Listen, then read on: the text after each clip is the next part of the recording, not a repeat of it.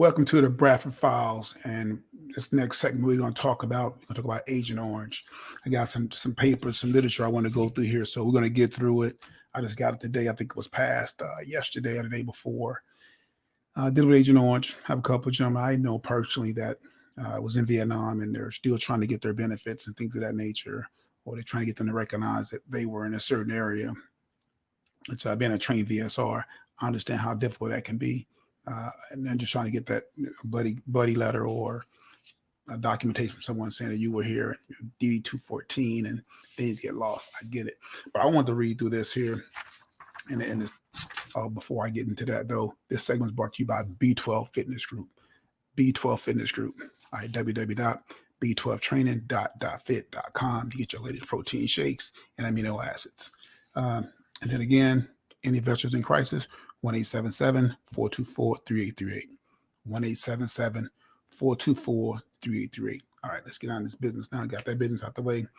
And this is titled, the VA will be forced to add 3 illnesses to Agent Orange presumptive list under the Senate passed plan. So the Senate, they are doing some work over in the Senate. It's good to hear.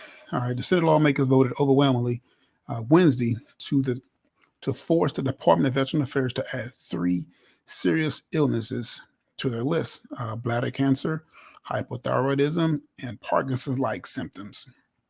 Okay, to list the conditions as presumed linked to chemical defoliant exposure in Vietnam. Okay, these toxic chemicals in Vietnam is a cost of war, said Senator Tester, a Democrat from Montana, and ranking member on the Senate Veterans Affairs Committee. Let me tell you, they're wrong, and it is. The fact is this: administration wants to outlive the Vietnam veterans, and they don't want to pay for it. That is wrong. For the last 4 years, when the National Academy of Sciences, Engineering, and Medicine announced the 3 diseases that could credibly connect to the Agent Orange exposure, veterans groups have pushed Veteran Affairs officials to include them on the list of presumptive conditions so they can get their benefits related to service in that war, along with fast tracking of benefits claims again, so we can get their benefits. VA officials have moved toward that step, but officials from the Office of Management Budget, OMB, the same individual that created the American Budget book, objected before a final decision was made, citing cost. Wow. Citing cost concerns, the proposal could add several billions in new costs to the department in the coming years. And they didn't see the pandemic coming, so here we go. And what they call the limited scientific evidence. According to VA data, at least 83,000 Vietnam veterans have been diagnosed with bladder cancer, hypothyroidism, and Parkinson's-like symptoms. Some of that group is already receiving veterans benefits from other related war injuries. Following Wednesday's vote, veterans advocates praised the move was long overdue. And one gentleman stated here, I live with Agent Orange in my body for more than 50 years. And it's affected every part of me, said the Vietnam veteran Bill Garberg, who suffers from Parkinson-like symptoms. The men that have survived this long should get some help they deserve for the service that they rendered.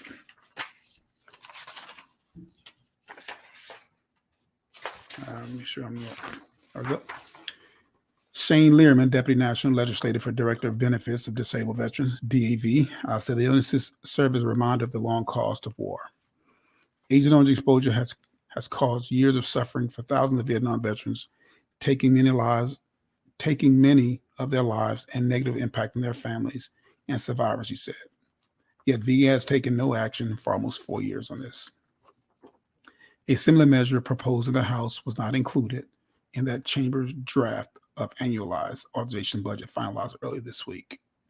But Tester said he is optimistic that the issue can survive conference negotiations. If it doesn't make it through conference, I'll be surprised, he said. The measure does not include hypertension, which could have added up to 200,000 more veterans to a potential list of other veterans and billions of additional costs each year. And it sounds like to me everything's boiling down to costs. everything's boiling down to cost here. Um, but I think for me personally, as a person that served for over 20, almost 29 years, um, cost is irrelevant. I think because at the end of the day, all those gentlemen that gave the ultimate sacrifice, that didn't get they got their draft flag draped over them as they flew back on a C-130 or C-141. They gave the ultimate cost. They gave their life, and no amount of money can pay for that. No amount of money can pay for somebody giving a life for the country. So I think that argument falls very silent on my ears. So we need to do again to take care of our the people that raised their hand and wrote a blank check to this country saying they're going to defend this country through foreign domestic terrorism. Even in Vietnam, when they came back and the way they were treated, and now as they're going on the way out the door, we're going to still close the door behind them on the way out. That's unsatisfactory. But the Senate got a lot of work to do. The House has a lot of work to do, and we as a public, we need to be informed, and we have a lot of work to do because what I'm seeing is we need to put people in office that are there to serve the public. We need more public servants, not people that are serve themselves. We need more public servants. So if you feel like it's in you to do it, take a chance, risk, challenge yourself, learn those issues. It's a first time for everything. The first time I done it, you know, you get a little anxiety, but I think that's a good anxiety. But we need people in our government that want to serve the public and not serve themselves. That's all I'm saying. So, however you take that out, if you want it, I will be putting my name on another ballot here. I'm not sure when, but I think we need more people to put themselves in positions so they can have some influence. We can no longer pass the buck. It's time for you to step up and put yourself on the field.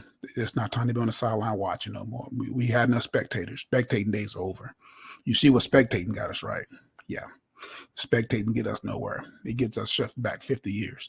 So strap yourself up, get your knowledge up, and educate yourself. Remember, never let schooling interfere with your education. Never let schooling interfere with your education. For Milton Friedman. Mark Twain, I says you were Mark Twain. All right. Have a great day. Thank you for your time. Again, this is Byron Bradford signing off. The Bradford Files brought to you by B12 Fitness Group.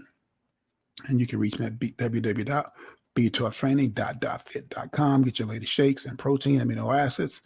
Also, remember Veteran in Crisis, 1-877-424-3838. This is Byron Bradford signing off.